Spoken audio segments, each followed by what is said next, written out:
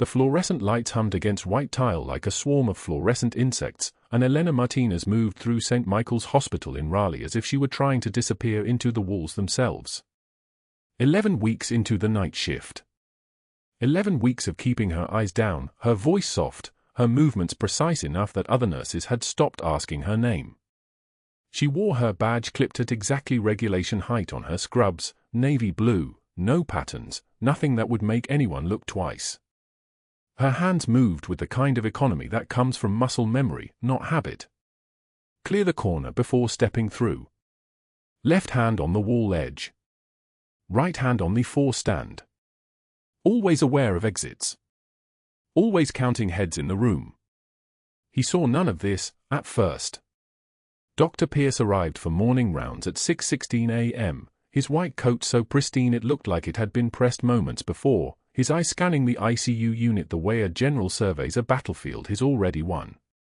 He was tall, the kind of tall that made him lean against door frames as if the room couldn't quite contain his presence, and he moved through the corridors with the absolute certainty of a man who had never questioned his own importance. 23 years as Chief of Emergency Medicine at St. Michael's. A medical degree from Duke. Connections that ran 3 layers deep into the hospital's administration. He didn't read charts so much as perform inspections, and this morning his gaze landed on Elena as she adjusted an IV drip on one of the trauma patients, her movements so smooth they looked rehearsed. Elena felt his attention the way you feel temperature drop before a storm. She didn't look up. She didn't acknowledge him. She simply finished her work, securing the line, checking the flow rate, noting the time in the chart, and moved to the next patient with the kind of fluid precision that made surgical residents look clumsy. Her presence made the air pressure change, even if she tried to take up as little space as possible. There was something in the way she moved through the unit, something that didn't match the meek posture, the downturned eyes, the way she called every doctor sir or sir doctor. It was as if her body was operating on instructions her face refused to show. But that wasn't the worst part. That was the fact that patients responded to her differently. A man in bed 4 who'd been agitated all night went quiet when Elena entered the room. A woman in bed 7 who'd refused medication from 3 other nurses took her pills from Elena's palm without hesitation. They looked at her the way you look at someone you trust with your life, and Elena never asked for that trust. She just earned it, quietly, in the dark hours when nobody important was watching. Dr. Pierce noticed. And what he noticed, he despised. The ICU stretched out in an L shape, 12 beds arranged in a semicircle with monitoring stations and supply carts positioned like sentries. At 4:15 a.m., when the hospital held its breath between night and morning, Elena had been alone on the unit for 12 minutes, checking vitals and adjusting medications for 6 patients simultaneously. No wasted motion. No wasted words. Just work. That's what Dr. Pierce had seen through the observation window, and it had made his jaw tighten in a way he didn't quite understand but absolutely resented. Corporal Davies lay in bed 3, his face wrapped in gauze bandages that made him look like something reconstructed, barely human. The IED blast had torn through his Humvee in Fallujah, Anbar province, and the shrapnel had done what bullets couldn't, scrambled the part of his brain that held onto the past. 22 years old. 6 months in theater. A severe traumatic brain injury that the neurosurgery team said might heal with time, or might not. His mother had stopped visiting after the 3rd week. His girlfriend had sent a Dear John letter. The Marine Corps had assigned a casualty assistance officer who came once a week and said nothing useful. Elena checked his vitals at 5:02 a.m., when the ICU held its deepest silence. Blood pressure steady. Heart rate 88, strong rhythm. O2 saturation 97% on 2 liters nasal cannula. She noted everything in the chart with the kind of precise handwriting that belongs to someone who has filled out casualty reports and damage assessments. But it was the tattoo on his left forearm that made her hand pause mid-notation. The letters were block print, professional work, maybe 6 inches high. E. or Martinez. Beneath it, a date, the 14th of September, 19. Elena's breath caught somewhere in her chest and didn't come back out right away. She touched the name once, her finger tracing the ink, and 4 years collapsed into a single moment, the weight of Corporal Davies' body across her shoulders, the sound of gunfire ricocheting off concrete, the smell of diesel and blood, and her own voice screaming into a radio that nobody answered. She'd carried him through 300 meters of kill zone while rounds tore up the dirt around them, and she'd kept him alive long enough to get him to the aid station, long enough for the medic to stop the bleeding. She'd stayed with him through the whole thing, from the blast site to the hospital in Baghdad to the transport bird heading back to Germany. And then the operation had pulled her out. New assignment. Different theater. Different life. She pulled her hand back. Corporal Davies stared at her with empty eyes, the kind of blank stare that meant nothing registered, nothing connected. His mouth moved slightly, as if he was trying to speak, but the words didn't come. The head trauma had taken that. It had taken everything except the tattoo. "Will the doctor be in soon?" he asked. His voice was hoarse, uncertain, the voice of someone who no longer recognized his own reflection. "Soon," Elena said. Her own voice had become careful, controlled, the voice of a night shift nurse who had learned not to let anything through. "Try to rest." She walked to the supply station at the far end of the unit and stood there for 14 seconds, her hands gripping the edge of the counter hard enough that her knuckles went white. Then she moved again, because movement was better than stillness, and stillness led to thinking about things that didn't have solutions. She made it to her locker in the break room, a small metal box that had become the only safe space in the hospital. Inside, beneath her spare scrubs and her personal items, lay the jacket she'd worn when she first arrived at St. Michael's. Navy blue Marine Corps field jacket, the kind you only wore when you wanted to disappear into the background. And sewn into the inside lining, just below where the label had been, was a patch. Faded from washing, worn from years of field work, the emblem of 2nd Battalion, 7th Marines was barely visible anymore. But it was there. Baghdad, 2019. The year she'd met Corporal Davies. The year everything changed. The year she'd volunteered for reassignment instead of returning to the things she'd left behind. She ran her thumb over the patch, feeling the slight roughness of the stitching, and a voice spoke behind her. "You always hide in here." Elena's hand didn't move. She didn't jerk the jacket away or slam the locker closed. She simply turned, and Dr. Pierce was standing in the break room doorway, his coffee cup held at exactly the angle that said he was studying her, cataloging her, building a file on everything she did wrong. "Checking supplies," Elena said. Her hand released the jacket and she closed the locker, the lock catching with a soft click. "Aha." Dr. Pierce took a sip of his coffee, his eyes never leaving her face. "You know, I've been watching you work for the past few weeks. You move like you've got 10 years of experience, not whatever you actually have. Most nurses, they're still figuring out where the supply carts are at 3 months. You arrived like you already knew where everything was." Elena's composure held. Her jaw didn't clench. Her eyes didn't drop. She simply waited, because the best defense against a predator is to appear smaller than you are, less interesting, less worthy of attention. And the way patients respond to you. He was still talking, circling now, enjoying the sound of his own voice. "It's strange. You're not friendly. You don't chatter. You don't use the kind of bedside manner they teach in nursing school. Yet somehow everyone trusts you with their medications, their catheters, their lives. How does a quiet night shift nurse accomplish that without training?" "I listen," Elena said. 10 words. That was all she allowed herself. "You listen." He smiled, and it was the kind of smile that doesn't reach the eyes. "Well, keep listening. But understand the hierarchy here. You're a nurse. I'm a doctor. You take orders. You don't question them. You don't move faster than the system allows. And you certainly don't accomplish things that should require years of training in the span of a few weeks. Understood?" "Understood, Doctor," Elena said. He left. The break room door swung closed behind him with a soft hiss of air, and Elena released the breath she'd been holding. She didn't tremor. She didn't sink into a chair. She simply returned to the unit, where Corporal Davies was waiting in bed 3 with his empty eyes and his tattoo of her name, and the night continued as it had for 11 weeks, quiet, precise, invisible. But something had shifted.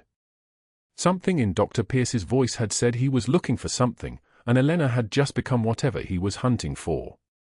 The shift ended at 7:56 a.m. The day shift nurses arrived with their chatter and their energy, and Elena passed her charts to them with the kind of efficiency that left nothing questionable. She removed her badge and clipped it to her bag. She pulled on her jacket without thinking, forgetting about the patch inside the lining, about the year it represented, about the corporal in bed 3 who wore her name on his arm and looked at her like she was a stranger. She walked through the parking lot as the sun rose over Raleigh, and she didn't look back. The next morning Elena pushed through the ICU doors at 0630, her badge already clipped to her scrubs, her posture carrying the weight of someone who had barely slept. Room for 12 held Corporal Davies and his family, his mother standing by the window, his younger sister perched on the edge of a visitor's chair, both of them leaning forward as Elena entered with the morning vitals chart. The fluorescent lights hummed their constant mechanical lullaby above them, casting everything in that pale institutional glow that made skin look translucent, vulnerable. Elena's voice dropped into the soft, deferential register she'd cultivated for this job. Physical therapy is progressing well. He's bearing weight on his left leg now without assistance, and his cognitive responses are tracking within normal range for post-traumatic head injury recovery. Another week, maybe 2, and he'll be cleared for outpatient care. She smiled at Davies' sister. The girl couldn't have been more than 16, and her eyes were searching Elena's face like Elena might have answers about whether her brother would ever truly come home. The door behind Elena opened without a knock. "Nurse Martinez." Dr. Pierce's voice cut through the room like surgical steel, and Elena felt rather than saw his presence settle behind her shoulder, a displacement of air, a shift in pressure. He didn't approach her directly. He never did. He approached the idea of her, the concept of her incompetence, and used the family as his audience. "Perhaps you can explain to the Davies family why their son's pain medication was delayed by 45 minutes this morning." Elena turned slowly. Pierce stood in the doorway in his white coat, hands in pockets, the posture of someone absolutely certain of his dominion. Behind her, she heard Davies' mother shift her weight, heard the sister's intake of breath, the sound of people who were about to witness something uncomfortable and didn't know how to stop it. "The pharmacy delayed the order, doctor. I called 3 times." Elena kept her voice level, factual, the voice of someone presenting data. No apology. No excuse. Just information. Or perhaps, Pierce continued, stepping into the room now, his smile taking on that particular shape it always did, the smile of a predator warming to the hunt, our Florence Nightingale here was too busy playing soldier with the military patients to do her actual job. "You do realize you're a nurse, not a combat medic, correct?" He didn't wait for an answer. He turned to Davies' mother, his expression shifting into something that might have passed for sympathetic in this light. "I apologize for the incompetence. We're addressing it." Elena stood perfectly still. Her hands hung at her sides, neither clenching nor opening. Her shoulders remained square. Her breathing stayed even. This was the composure of someone who had learned that the greatest power was refusing to flinch, and Pierce was watching her face for that flinch like a hunter watching grass for movement. She gave him nothing. Her stare went flat and cold, the color draining from her expression the way it drains from a room when a door closes. 3 full seconds passed. The heart monitor beside Davies' bed beeped out its steady rhythm, 72, 73 beats per minute, all cardiac electricity moving exactly as it should. "Your insecurity is showing, doctor." The words came out measured, conversational, delivered like a statement about the weather. Then Elena turned, her movements carrying the fluid precision of someone who had practiced walking away from danger more times than most people had used a doorknob, and she left the room. Behind her, the sister made a small sound, not quite a gasp, not quite laughter. Pierce's face had gone the color of old brick. Elena didn't look back. But that wasn't the worst part. The next day, Elena sat alone in the break room with her lunch, turkey sandwich, apple, bottle of water, and 4 nurses who had been standing near the refrigerator turned as a unit, gathered their things without speaking, and left. Not one of them made eye contact. Not one of them said goodbye. Elena watched the door close and then she looked down at her sandwich, and she didn't taste a single bite, though she chewed it anyway, methodically, like a machine following programming. A sympathetic aide named Marcus, who cleaned the 4 stands and emptied the sharps containers, found her in the stairwell during her break. "He's been making rounds," Marcus said quietly, glancing over his shoulder. "Telling the nursing staff you've got boundary issues. Saying you don't respect hierarchy." He used the word insubordination in the resident room. "Said something about checking your credentials." Marcus shifted his supply cart. "That true?" "No," Elena said. "That's what I figured." Marcus left before security could ask why he was talking to her. On Thursday morning, Elena arrived at the unit to find a formal written warning posted on the staff bulletin board beside the time clock and the schedule. The words were printed in that official font that hospitals used for things that mattered: citations, policy violations, things that went into permanent files. Failure to follow chain of command. Unauthorized medical decision-making. Scope of practice concerns. Recommended for remedial training and credentialing review. Dr. Pierce's signature was dated and initialed, notarized by hospital administration. Pierce stood 20 feet away, refilling his coffee, watching her read it. Waiting. Elena felt his gaze the way you feel heat from a fire before you turn toward the flames. She read the warning twice. The first time for content. The second time for any leverage it might give her. There was none. Every accusation was carefully worded, technically defensible, and would look devastating to anyone who didn't know that Dr. Pierce had caused the medication delay himself, had misread her patient assessment notes, had watched her work with military precision and decided that precision was the same as arrogance. Elena's face showed nothing. She had learned this skill in Baghdad, in a medevac helicopter over the Jolan district, holding a bleeding Marine while the rotor wash shook the entire aircraft like a child's toy. Showing nothing meant surviving. Showing nothing meant going home. So she read the warning, her eyes moving across the letters without her face moving at all, and then she turned and walked toward her shift without a word. That night, alone in the supply room at 0200, Elena stood with her inventory clipboard in hand. This was her real assignment, her cover job that wasn't a cover. She was genuinely tracking medical supplies for the hospital, logging equipment counts and serial numbers, but what she was really doing was photographing discrepancy reports with a concealed phone.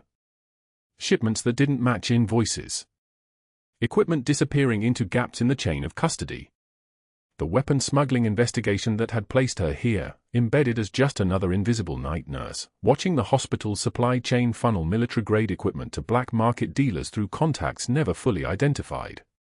She took 3 photographs of the latest report, a missing shipment of orthopedic hardware worth approximately $40,000, signed out but never delivered to the orthopedic ward. Her hands were steady as she photographed. Her breathing remained even. The mission was still active. The weapons diversion was still happening. She could not defend herself against Dr. Pierce without exposing why she was really here, who had really placed her, what she was really watching. She could not tell anyone that she was a decorated Marine captain assigned to naval intelligence, that every insult and humiliation was an acceptable cost of operational security. So she photographed the reports. Sent encrypted updates to her handler. And endured. But then the assignments changed in ways that went beyond simple cruelty. Elena was reassigned to night shift in the East Wing, a sprawling maze of patient rooms that rarely saw adequate staffing. Her usual team, the nurses who had learned to work around her competence rather than resent it, were gone. In their place came 2 RNs named Stephanie and Kovac, both of them wearing the particular coldness that came from receiving marching orders from above. When Elena asked a question about medication timing, Stephanie answered, "Don't know," and turned away.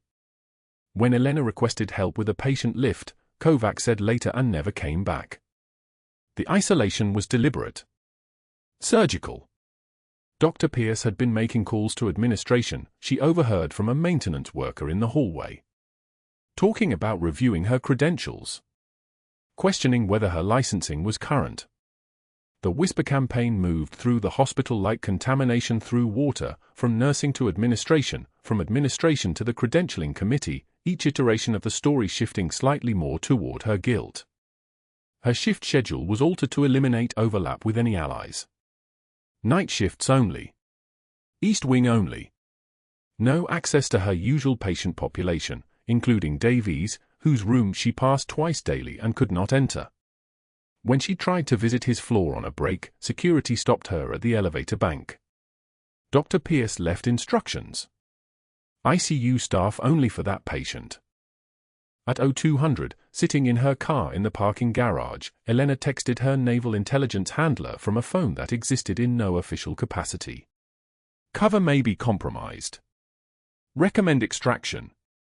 The response came in 5 minutes, a text message from a number that didn't officially exist, transmitted through server she didn't understand and didn't need to, mission priority. Maintain position. Supply shipment arriving in 48 hours. She sat in the darkness of the parking garage and listened to the wind move through the concrete structure, carrying the smell of motor oil and wet asphalt. 48 hours. The shipment was the key, the moment when the diversion reached its maximum vulnerability, when the suppliers would reveal themselves fully, when the investigation could break open. She could not leave before that. She could not blow her cover. She could not defend herself. So she returned to the East Wing and found that Pierce had restricted her access to the medication dispensary entirely, requiring supervisor override for even routine medications. One of the loyalist nurses named Stephanie smirked when Elena asked for help. Doctor's orders. Protocol concerns. Elena catalogued every move like a tactical assessment. The isolation. The access restrictions. The schedule manipulation. The whisper campaign. Dr. Pierce was not just bullying her, he was systematically dismantling her position with the precision of someone executing a strategic plan. He was competent at destruction. He was systematic. He was patient. At 0400, reviewing patient charts on the East Wing, Elena noticed something that made her pause. Davies' medication orders had been altered. Dosages for his head trauma recovery protocol had been reduced, falling below therapeutic minimums. The signature on the changes, Dr. Pierce's initials, dated the previous morning. She photographed the chart with the same concealed phone that documented the weapons shipments. Her jaw clenched once, a single involuntary movement. Then her face went still again. Then the alarm sounded. Not overhead. Not the distant wail of a code blue somewhere distant and manageable. The alarm came from the cardiac ward 3 floors down, an urgent sequence of beeps that cut through the hospital's nighttime quiet like shattering glass. Multiple staff needed. Elena ran toward the sound without thinking, her body moving ahead of her mind, muscle memory overriding protocol and caution and the carefully maintained deferential persona she had constructed. She reached the cardiac ward to find a young woman in bed 7, her face the color of concrete, her breathing coming in shallow gasps. Her trachea was visibly shifted to the left. Her neck veins bulged like hydraulic lines under pressure. Tension pneumothorax. Collapsed lung compressing her heart, pressure building inside her chest with every breath, suffocating her from inside her own body. The on-call resident stood frozen beside the bed, his hands shaking, his voice saying nothing while the monitor screamed its escalating alarm. 85. 92. 102 beats per minute and climbing. Elena didn't hesitate. 102 beats per minute and climbing. Elena didn't hesitate. Her hands moved on their own, muscle memory overriding the screaming resident beside her. The ER had gone quiet, that thick, suffocating quiet that comes when everyone knows someone is about to die and nobody knows how to stop it. The patient's oxygen sat had dropped to 76. His lungs were collapsing inside his own chest. Elena was already moving toward the crash cart, her fingers finding the 14-gauge angiocath needle like she'd done it 1,000 times. Because she had. Not in this hospital. Not in this life. But somewhere in the dark part of her past where Captain Elena Martinez still lived, she'd done it in a forward operating base in Fallujah while rounds came through the walls and the smell of copper and gunpowder hung thick in the air. "Get me a marking pen," she said to the resident. Not a request. A command. The resident stared at her. "That's not within nurse scope. The patient is in tension pneumothorax. His heart's about to stop. Get the pen." She located the second intercostal space, midclavicular line, on the patient's right side with the precision of someone who'd been trained by the best trauma surgeons the Navy had to offer. 40 seconds. That's all she needed. Her thumb found the anatomical landmarks, the curve of the rib below the clavicle, and she pressed down, marking the spot with a black line. The pen moved steady. Her hand didn't shake. "Prep the site," she said. The resident fumbled with betadine and gauze. Elena's jaw tightened, but she said nothing, because there was no time for teaching, no time for protocol, no time for the careful dance of deferential nursing that she'd been performing for 18 months. The patient's color was turning gray. His lips had gone the color of old bruises. Elena threaded the needle through his skin. Through the fascia. Into the pleural space. She felt the give, that subtle shift that meant she was in the right place, and pushed the catheter through. Air hissed out like a pressure valve releasing, and the sound was almost a relief in itself. The ventilator's rhythm changed immediately. The oxygen saturation climbed. 76 to 84 to 90 to 92. The monitor's beeping slowed from that frantic, impossible rhythm to something almost human again. The patient gasped, his eyes wide and terrified, but his chest was rising again. His lungs were re-inflating. His heart was still beating. Elena stepped back. Her hands were completely steady. Her voice was level when she spoke. "Get him to CT, get trauma surgery up here. He'll need a chest tube." The resident was staring at her like she'd just materialized from the ceiling. How did you know?" Elena didn't answer. She was already moving to the computer, documenting every detail, time of procedure, anatomical landmarks, catheter gauge, patient response, vital signs at each interval. The documentation was flawless because she'd done it before, in reports that went to classified naval intelligence briefings, not hospital records. But the facts were the same. A life had been saved.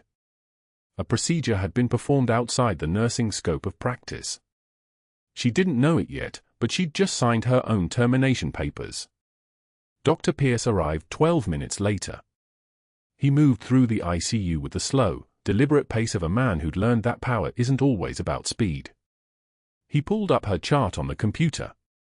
His face went very still. Elena watched him from across the unit, watched the color drain slightly from his cheeks as he read through the vital signs progression, the procedure notes, the resident's addendum about the nurse performing needle decompression. He turned and found her standing by the medication cart.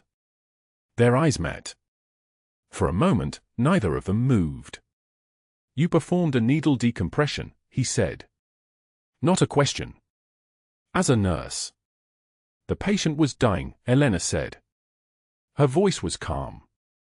His oxygen saturation was 76%. Without intervention, he would have arrested within 90 seconds. "You performed a procedure outside your scope of practice." "In my hospital." Pierce's voice was quiet, which was somehow worse than if he'd shouted. "In front of a resident. In front of witnesses." Elena said nothing. She'd seen this look before, not on a doctor's face, but on the faces of commanders who'd just realized they could remove an obstacle without directly confronting her. She could see him calculating already, the pieces moving behind his eyes like a chess master working 3 moves ahead. He turned to the resident, who was hovering nervously with the patient's new labs. "Document everything. Every detail of what you witnessed. I want it in writing by end of shift." Pierce left the unit, but the damage was already done. Elena knew it the way she'd known 1,000 tactical mistakes before they became fatal. She'd revealed her hand. She'd shown what she was capable of. And Dr. Pierce was a man who treated capability in anyone below him as a personal insult. The phone call started before morning's shift ended. Elena was pulling blood cultures from a patient central line when she overheard Pierce in his office, voice low and controlled. Yes, legal. I need to flag a credentialing concern on one of our night nurses. No, not immediately, but I'm documenting it now. A needle decompression. A procedure that's well outside her authorization. I'm not sure what she thinks she is, but we need to protect the hospital from liability. She heard him speak to the chief of staff. Heard him use words like boundary violations and pattern of concerning behavior and credentialing discrepancies. Each call was a careful brick in a wall, and Elena understood his strategy with the clarity of someone who'd planned similar operations. He wasn't going to confront her directly. He wasn't going to ask questions that might lead to answers he didn't want to hear. He was going to dismantle her position piece by piece, call by call, document by document, until she had nowhere left to stand. By 10 a.m., Elena received a message summoning her to administration. She wasn't surprised. She'd been expecting it since she watched Pierce's face go cold over the computer. The meeting was in a grey conference room on the 4th floor. There was a woman from HR, a hospital administrator Elena had never met, and a man in a suit who introduced himself as the credentialing officer. Nobody offered her coffee. Nobody looked at her directly except to glance at her briefly, the way people look at problems they're about to solve. The HR director opened a folder. Elena, we've received several concerns from senior medical staff about your clinical judgment and scope of practice. She read from a prepared statement. Pattern of boundary violations. Unauthorized procedures. Credentialing concerns flagged by Dr. Pierce and 2 other physicians. Questions about her previous training and certifications. A recommendation for immediate termination pending investigation. Dr. Pierce has documented extensive concerns about your fitness for practice, the administrator said. His voice had the tired quality of a man who'd done this before, fired people who broke the rules, and felt nothing but mild inconvenience about it. We'd like to hear your side. Elena sat perfectly still. Her hands were folded on the table. She'd been trained to handle interrogations. She'd been debriefed by naval intelligence officers who knew how to extract information from silence. Sitting in this grey room with 3 civilians asking her to explain herself felt almost easy by comparison. Except she couldn't explain herself. She couldn't tell them about Baghdad or the field hospital or the 18 months of undercover work for NCIS investigating the weapon smuggling pipeline running through the hospital's supply chain. If she defended herself, she'd have to explain where she learned needle decompression. If she explained that, she'd have to explain why a registered nurse had the tactical medical training of a combat surgeon. If she went down that path, she'd compromise the entire investigation. The cost of telling the truth was the mission. The cost of staying silent was everything else. Do you have anything you'd like to say? The credentialing officer asked. Elena looked at each of them in turn. 3 people with authority. 3 people with no idea who they were sitting across from. 3 people who thought they were firing a nurse who'd made a mistake. No, she said.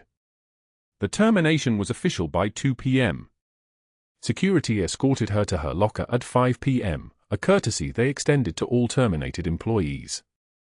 Elena moved through the motions without hurrying.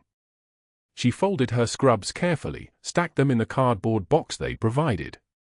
She removed her name badge from her jacket pocket and placed it on top. The faded unit patch was still sewn inside the jacket lining, hidden in the interior seam where she'd stitched it on her first night shift. She could feel it there as she folded the jacket. The patch from her old unit. The unit that had trained her. The unit that had sent her here on this mission that was now, probably, already compromised. She moved methodically through her locker. The personal items were minimal: a photograph of her parents from a decade ago, a small ceramic mug with a medical acronym on it that she'd kept as a joke, spare scrubs, a dog-eared copy of a nursing journal she'd used to maintain her cover. Everything went into the box. The security guard stood a respectful distance away, clearly uncomfortable. He was young, maybe 24, and he kept apologizing even though he wasn't responsible for any of this. I'm really sorry, Ms. Martinez. This seems like a mistake. It's not, Elena said quietly. She was already thinking about what came next. The mission was blown. She'd need to report to her handler. NCIS would need to pull her out or insert another operative. Dr. Pierce had won, the way people like him always won, through paperwork and procedure and the small corruptions that nobody challenged. But that wasn't the worst part. The worst part was walking through the main entrance at 11:17 p.m., cardboard box in her hands, her hospital badge already deactivated, and seeing Corporal Davies being wheeled past on a stretcher toward imaging. His head had healed. The trauma team had cleared him for transfer to the rehabilitation unit. He was finally getting better. He looked straight at her as they passed, and there was nothing in his eyes. No recognition. No memory of the woman who'd carried him out of an ambush in Baghdad with his blood soaking through her flak jacket. No understanding that the nurse in scrubs walking out the front door had been the one person on that entire hospital floor who truly knew what it meant to be a Marine. Davies looked through her like she was nobody. Just another hospital employee leaving a shift. Elena kept walking. The rain had started, drumming against the glass doors with the sound of distant applause for a performance nobody would ever know she'd given. She pushed through the doors into the parking lot, the cardboard box heavy in her arms, everything she'd built in this place now reduced to a collection of disposable items. At 3 a.m., Elena sat in an all-night diner on Capitol Boulevard, staring at her reflection in the dark window of a booth at the back. Her coffee had gone cold an hour ago. The diner was nearly empty, just a couple of insomniacs and a night shift nurse from another hospital, eating quietly in the corner. The nurse didn't recognize her? Nobody ever did. That had always been the point.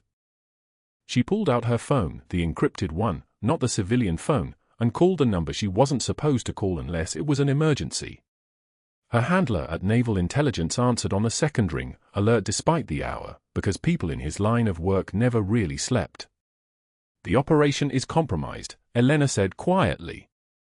Dr. Pierce used the needle decompression as leverage. I've been terminated. The hospital knows I have training outside my scope. There was silence on the other end. Long enough that Elena could hear the hum of the diner's aging refrigerator, the clink of dishes being washed in the kitchen, the sound of normal life continuing for people with normal problems. Stand by, her handler said. We're moving forward with phase 2. The line went dead.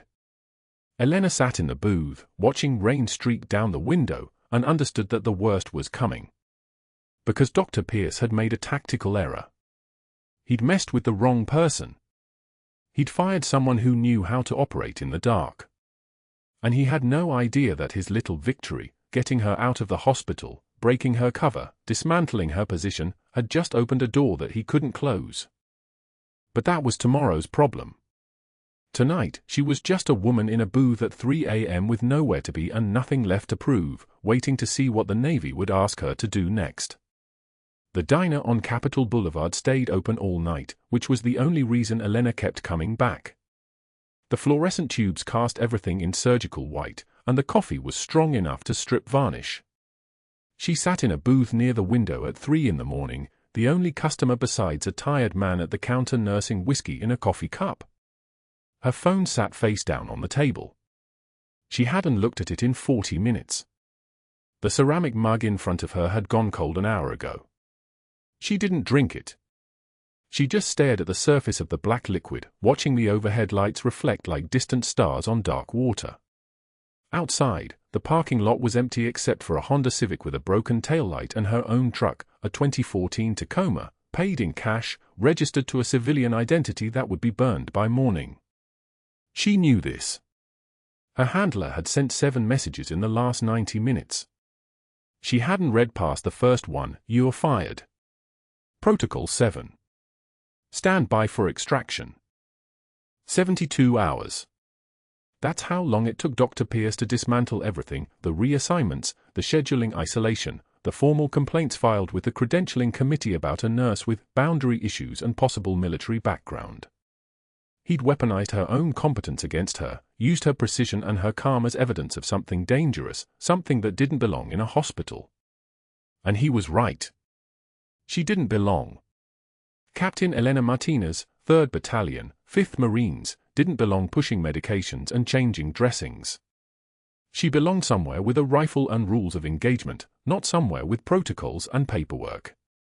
The waitress refilled her cup without asking, the coffee pot clinking slightly against the rim. Elena didn't look up. The waitress, her name tag said Brenda, she was maybe 60, had worked here long enough to recognize when someone needed space, just backed away and returned to her post behind the counter. 11 weeks of placement work. 11 weeks of watching the supply chain documentation, tracking the medication shipments that disappeared before they reached patient floors, building a case against the people moving opioids and surgical supplies to black market buyers overseas. Naval Criminal Investigative Service had positioned her here because she was invisible, a night shift nurse with military precision and no friends. Perfect. Except she'd made one mistake. She'd cared about a patient. She'd broken protocol to save Corporal James Davies' life, and Dr. Pierce had watched her do it. The emergency had happened at 2:17 a.m. in the East Wing ICU, where they'd assigned her to work nights because Pierce wanted her isolated. A patient coded. Tension pneumothorax, the lungs collapsing on both sides, the chest cavity filling with air, the heart being crushed. The resident on call froze. The attending was 2 floors away.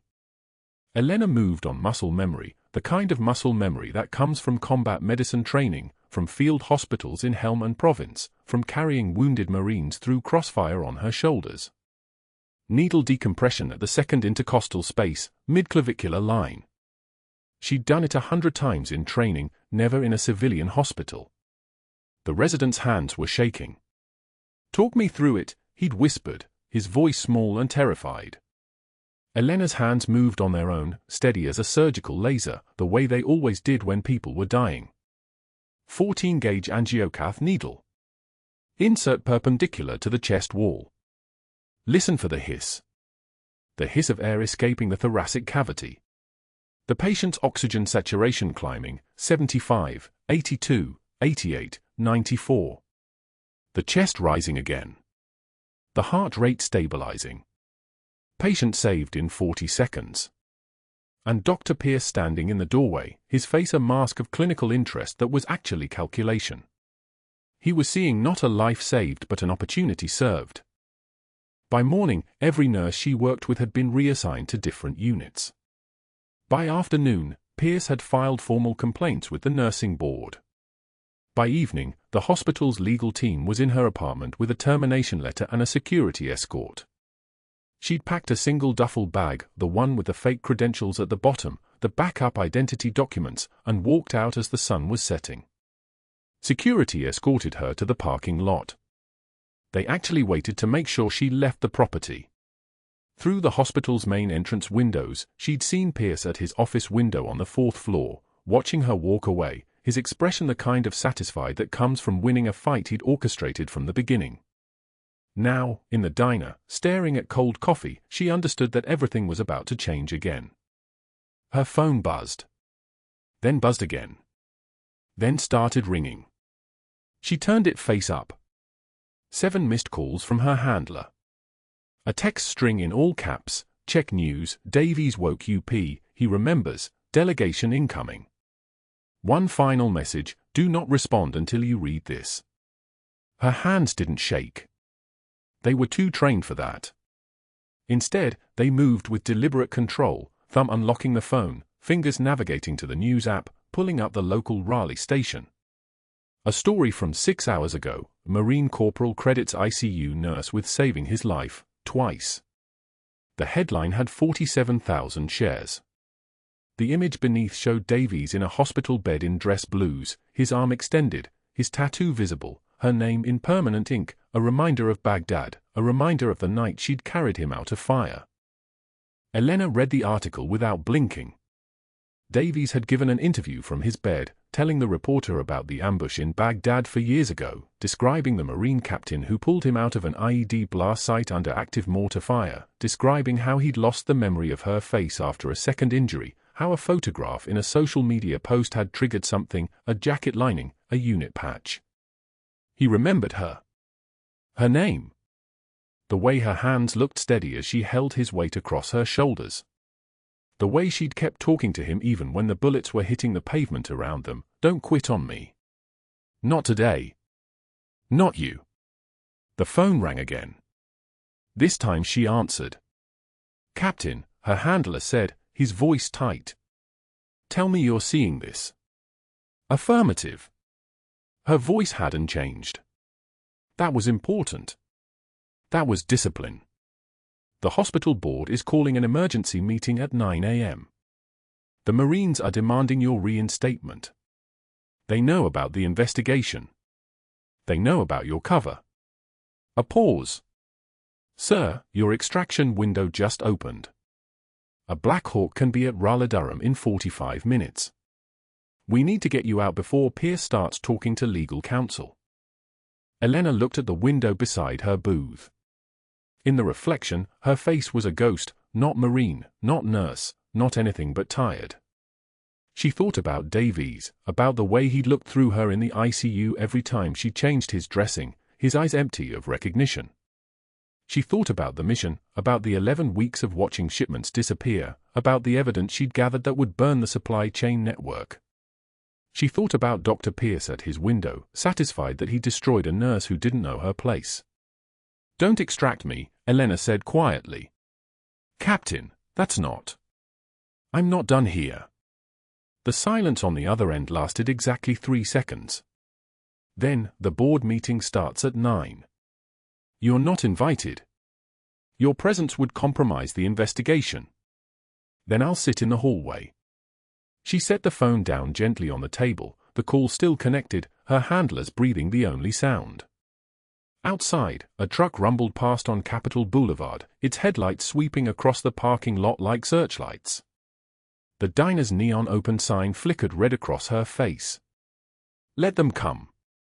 I want to see what they do when they find out who I am. That night, at 3 in the morning, Elena sat in a vinyl booth at Mel's Diner on Capitol Boulevard with a white ceramic mug of coffee going cold in front of her. The fluorescent lights cast everything in a sickly white glow. Outside the window, Raleigh was asleep. Inside, she was alone except for a night cook she could hear moving behind the kitchen pass, the scrape of a spatula against a griddle, the low hum of the refrigerator compressor like a beast holding its breath. She stared at her reflection in the dark glass. The woman looking back wore scrubs that no longer meant anything. Her name badge was gone. Her access codes were deactivated. Her mission, 18 months of careful infiltration, of watching supply shipments, of documenting the diversion of medical-grade morphine and fentanyl to black market distributors moving product through 3 states, that mission was burning on a server somewhere in a naval intelligence office, flagged as compromised. The coffee had a thin film of cold fat on top. She didn't drink it. Her phone had buzzed twice. Both messages from numbers she didn't recognize. Both saying the same thing, we know who you are. Stand by. The second message came with a timestamp, 02 for 7 hours. Military precision. She'd been fired 14 hours ago. Naval intelligence moved faster than she'd expected. Faster than she'd wanted, if she was honest. She pressed her palm flat against the window. The glass was cold. Outside, a delivery truck rumbled past on the empty street, its taillights disappearing toward the industrial park where the hospital received its supplies. That was where it had happened, room for 12, East Wing Supply Corridor, the moment she'd performed a needle decompression on a coded patient and Dr. Pierce had finally seen something in her he couldn't tolerate, competence that didn't require his permission. She'd known when she took the nursing job that this would end in exposure. She hadn't known it would end this soon. She hadn't known Dr. Pierce would be so threatened by a woman who moved with military precision that he'd burn his entire career just to destroy hers. The diner door opened at 031 for hours. A man in a Uber Eats uniform, picking up a breakfast order. Elena didn't look at him. She was thinking about Corporal Davies, about the tattoo on his arm, her name in his skin, his eyes going blank every time she checked his vitals because his head injury had stolen every memory of Baghdad, of the fire, of her carrying him through enemy fire with his blood soaking through her combat uniform. She'd lost him twice. Then her phone rang. The caller ID said, unknown. She answered. Martinez. A woman's voice, clipped, naval. This is Commander Sarah Chen, NCIS. We need you to stand by. Corporal Davies has recovered full cognitive function as of 1800 hours tonight. He's been showing medical staff images. He's remembering things. He's asking for the night shift nurse with the steady hands. Elena's chest tightened. She didn't speak. There's a Marine delegation arriving at St. Michael's at 0630 hours. Davies is leading it. They know who you are. They have documentation. Medical discharge papers, service records, a list of commendations that would make your eyes water, Captain. We're getting ahead of the story. The story's about to break anyway. You have options. Full extraction. New identity.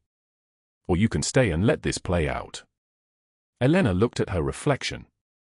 The woman in the glass looked back with eyes that had seen too much at 23, at 37. Eyes that had learned that quiet was safer than speaking, that invisible was better than seen.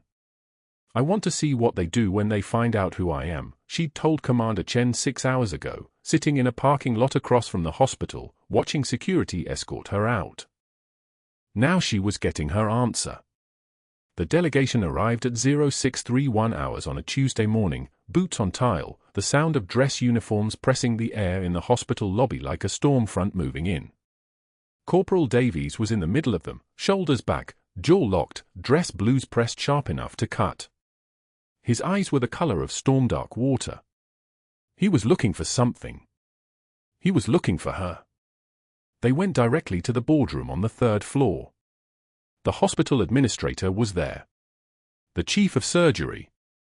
Legal counsel, already nervous because they could smell the military in the building.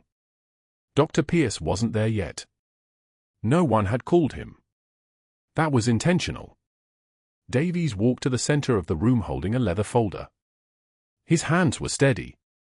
When he opened it, the light caught the edges of old paper, a military citation, typed on official letterhead, signed by officers whose names meant things in the Department of Defense. Captain Elena Martinez, Davies began, his voice shaking on the first word, steadying on the second.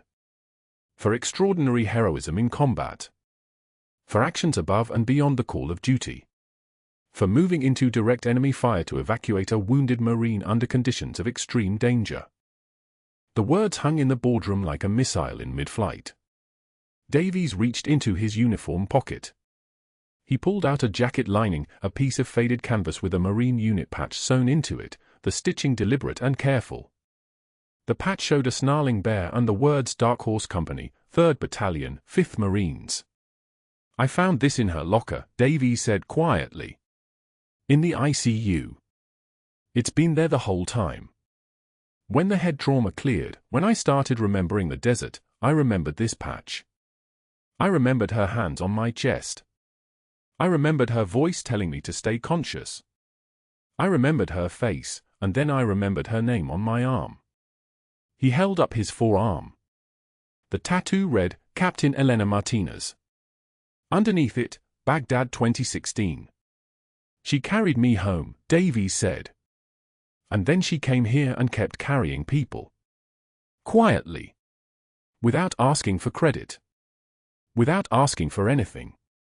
A Marine general stepped forward, full dress uniform, ribbon stacked like medals from a war that had lasted 20 years. He laid Elena's commendations on the table one by one. Bronze Star. Silver Star. 2 Purple Hearts. The final decoration he placed with ceremony, his movements precise as a funeral detail. Navy Cross. The room went so quiet you could hear the hospital's vac system working in the walls. That's when Dr. Pierce burst through the doors. He'd gotten a call from someone. A secretary, maybe. A staff member who'd seen the delegation and smelled trouble. He came in hard, chest first, face already flushed with the color of a man who believed his authority was being questioned. What is this circus? He demanded.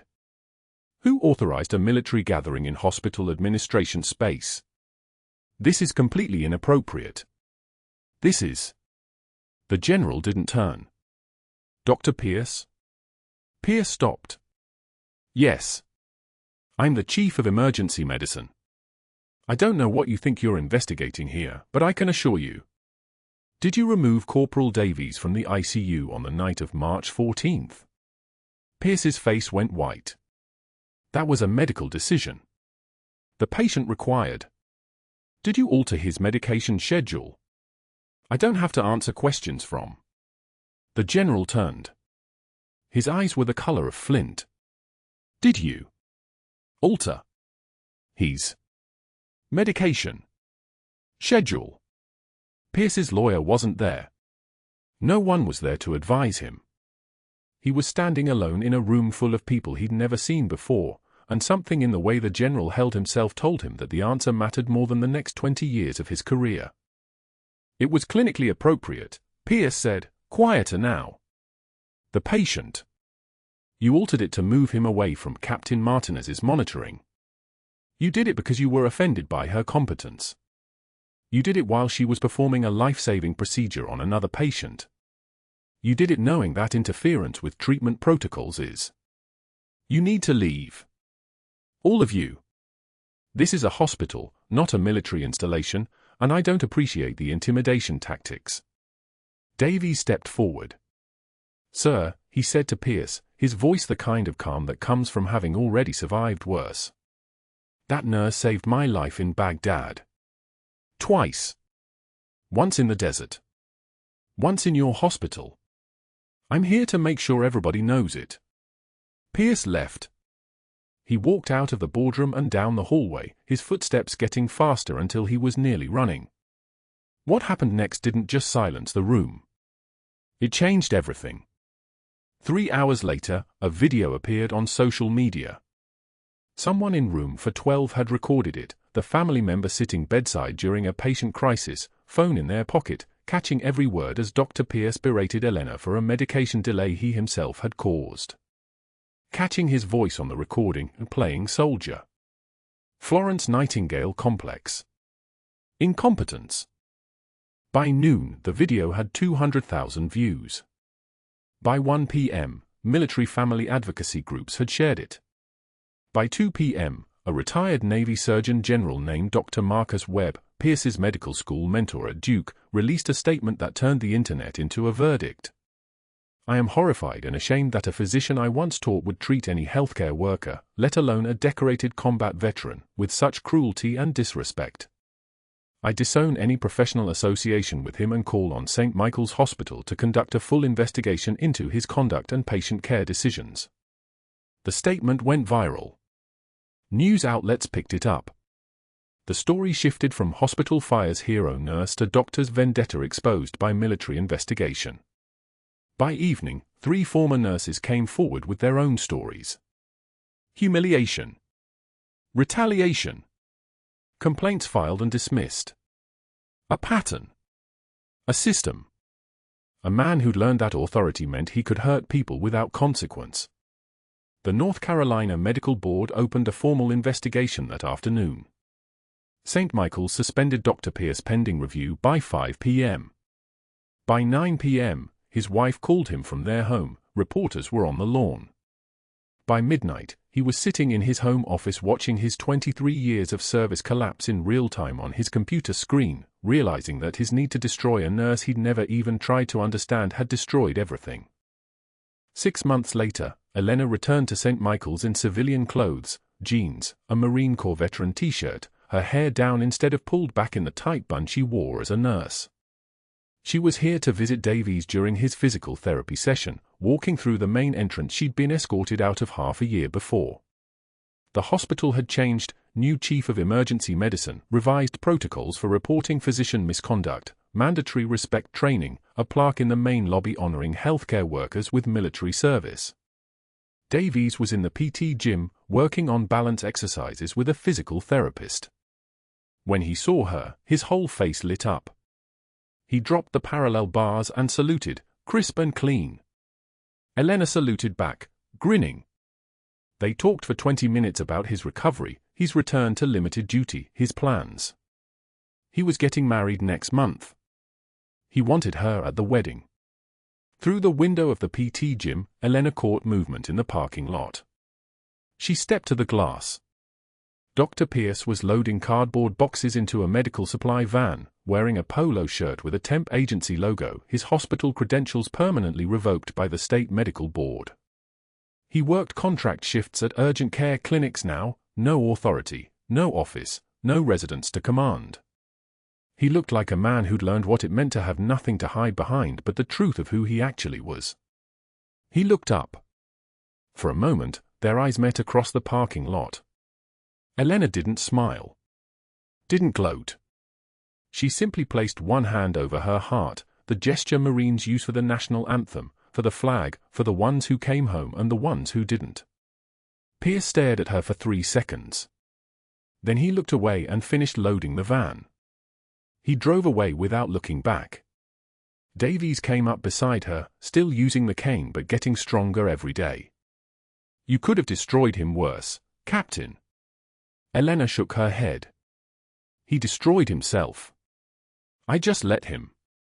She turned back to the PT gym, where 2 nurses had stopped to thank her.